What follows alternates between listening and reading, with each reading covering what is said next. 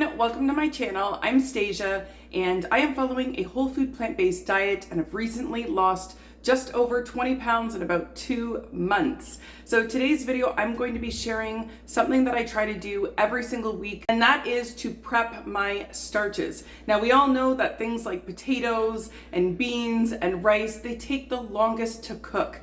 So if you can already have those things ready to go, it is a game changer. Now, a lot of us have heard about meal prepping. This is something that I'm personally not a huge fan of. However, it does work great for some people. Some people love meal prepping, but I love ingredient prepping. I just find that when I have my starches prepped just kind of as is with no spices added to them, that it really opens that door to make multiple meals as opposed to just one. Being a busy mom of 2, it really has been a lifesaver even in terms of feeding them, because they eat fairly similar to how I eat. So when it comes to whipping up dinner for all 3 of us, it's just so easy to pull out, a container of rice or potatoes I've already made in advance. It helps my life in every way. So before we jump into this and I show you exactly what I'm making every week, I just wanted to let you know that if you're also on a plant-based weight loss journey or just looking to improve your health and you are in need of some more simple recipes, I'm running an awesome book sale right now. All my books are on sale for only $5, including my bundle that has both of my books with over 80 oil-free recipes, and all of them use simple ingredients. So I will leave the link to those books in my description box below.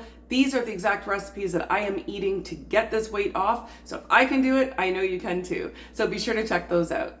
All right, so the first starch that I like to prep pretty much every single week without fail are beans. Now, what type of beans I prep, that might change week to week, but definitely there's always some type of beans that I'm prepping. My absolute favorite way to prep these are to use my Instant Pot. Now, that is not necessary, so if you don't have an Instant Pot, don't worry about it. I just have never found anything that makes my beans taste as good as the Instant Pot. They are soft as butter in the Instant Pot. So I used to use cans all the time. I appreciate the convenience of using canned beans. Literally, they were my go-to for years. But after I got an Instant Pot, which is thanks to a lot of my followers pushing me to get one, I just can't go back. I feel like canned beans taste hard to me. They feel hard. Whereas Instant Pot beans, like, they almost just melt in your mouth. They are so delicious. So that's the only way that I make my beans. However, if you like using cans for convenience, by all means do so. I also find that using dry beans stretches a lot further. So if you're looking to save a buck or you have more than yourself to feed, then this is a really cost-effective way of using beans. So basically, when it comes to any of my beans, I like to start off by soaking them overnight. And also, going back to that Instant Pot, I find that it also helps reduce the gas, which is a great thing for everyone. So basically, I soak them overnight, or sometimes I wake up in the morning and I throw them in some water first thing in the morning, and then by the time dinner is ready, then it's the same difference. They've been soaking for about 8 hours or so. Again, using the Instant Pot, this isn't a necessary step. I just personally like it and find that they turn out even softer when I do this.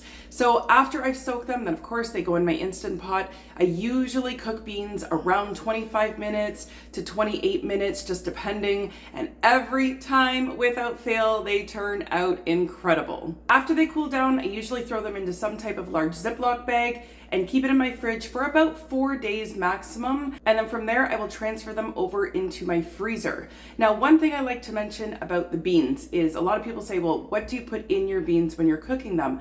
I put nothing. I don't add salt. I don't add any type of spice. I literally just cook them in plain water. Now, a lot of you might be wondering why I do that, and that might not sound very exciting. The reason I do that is because then they can be versatile and used for so many things. I love making my fiber protein smoothies, which are my bean smoothies. This is like probably my #1 hack for my weight loss.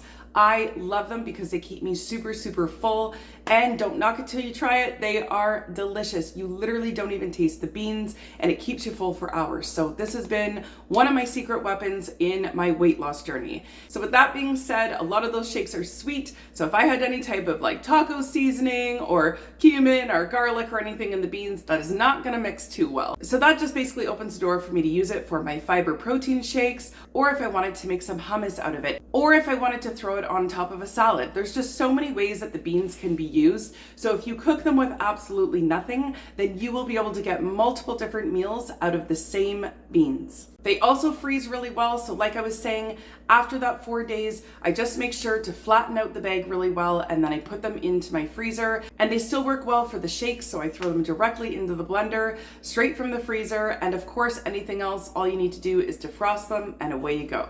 So beans are something that are in constant rotation in my home, and something I always make sure that I have prepped and ready to go inside my fridge. Okay, so the next starch that I like to prep every week are potatoes. Another Instant Pot favorite of mine.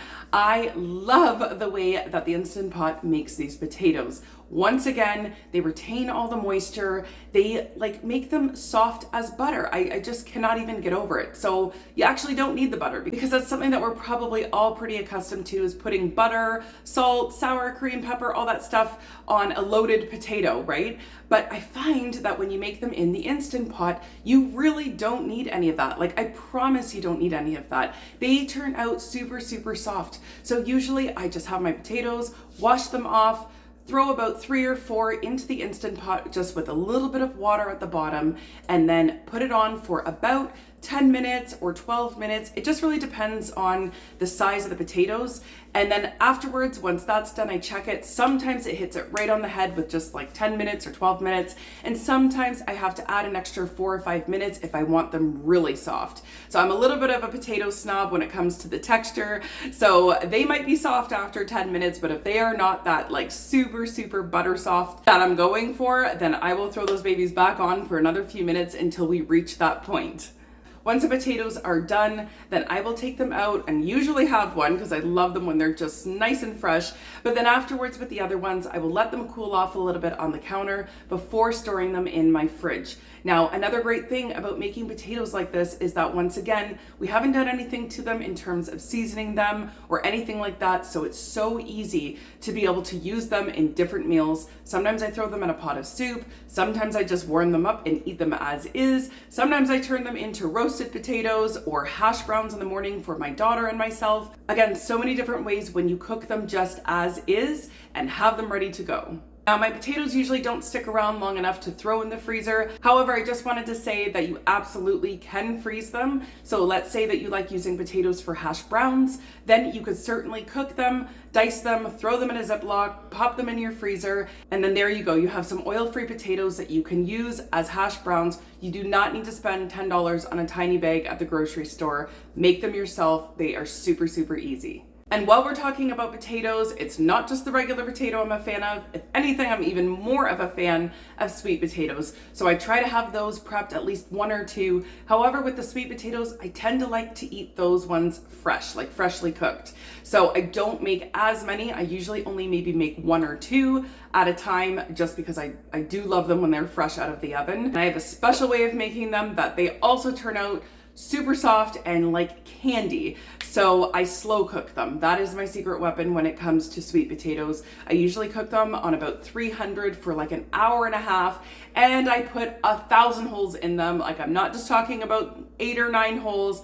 I mean a ton of holes. I usually wait till they're about halfway done, and then I just, go to town, and that releases all the natural sugars. So by the time they're done, it's literally oozing out sugar. Don't worry, it's natural sugar, so you're good, but they taste amazing. Okay, and so for my last starch that I always prep is rice. We always have rice around here. Rice is super easy and, once again, really, really versatile.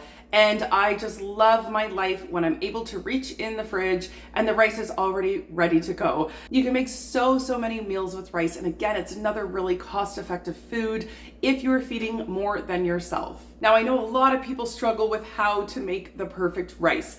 And I'm going to tell you what my little secret is. It's something I learned probably about 10 or 15 years ago. I read it on the back of a huge bag of rice that I had bought, and it was some famous chef, I don't know his name anymore, but he had written out on this bag and said the perfect way to make rice every single time without fail is to make it the same way you make your pasta. All the bells and lights started going off in my head. I'm like, oh my goodness, all those years of trying to get the perfect amount of water, yeah, that never really worked out too well for me. Now, for those of you who like to season your rice, I know there's a lot of cultures that do an incredible job of seasoning rice, including my husband's. I'm not talking to you right now because you are probably just shaking your head at me suggesting to cook rice like pasta. So that one is not directed if you want your rice seasoned. This is if you just want your rice to be completely plain, like what I do. This is the very basic formula just to make plain rice. So basically all I do is dump a generous amount of rice. I don't really measure it out. Usually ends up being about half of a bag of rice. Wash it off really good, of course. Rice is dirty, so always make sure you wash your rice. And then I just fill it up with a ton of water, just like you would pasta. So a lot of water, bring it to a boil, and then just test the texture as it's cooking just like you would pasta. And as soon as you've reached your desired texture, there you go, your rice is done. Strain it, let it cool, and then put it in some type of container, and there you go. I love making balance bowls with rice. It's probably one of my favorite things to do. I also love putting a few scoops of rice in like a nice vegetable soup or something if I'm wanting to make it a starchy soup. I love eating rice just on its own. Sometimes I literally don't have time to make anything else and I'm hungry, so I just warm up a little bowl of rice and put some coconut aminos on there or just straight soy sauce.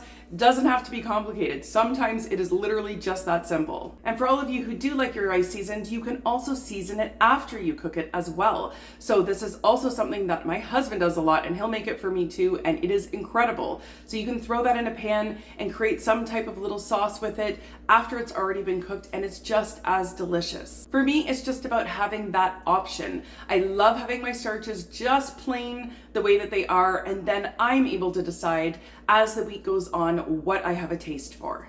So this is the way that I prep my starches every single week. And again, these are just my favorite starches. There's lots of different ones to choose from. So by all means, do not feel limited to do exactly what I'm showing you. You can pick whatever your favorite starches are to eat and start prepping those. Having your starches prepped really takes the work out of having to overthink your meal, and it also helps keep you on track because they do take so long to cook. So when you're in a moment of feeling really hungry, maybe you just got home from work, had a long day, it's really that much more tempting to just grab something processed or just grab something you probably don't want to be eating, all because you're hungry and you just don't have the time to wait to sit down and eat.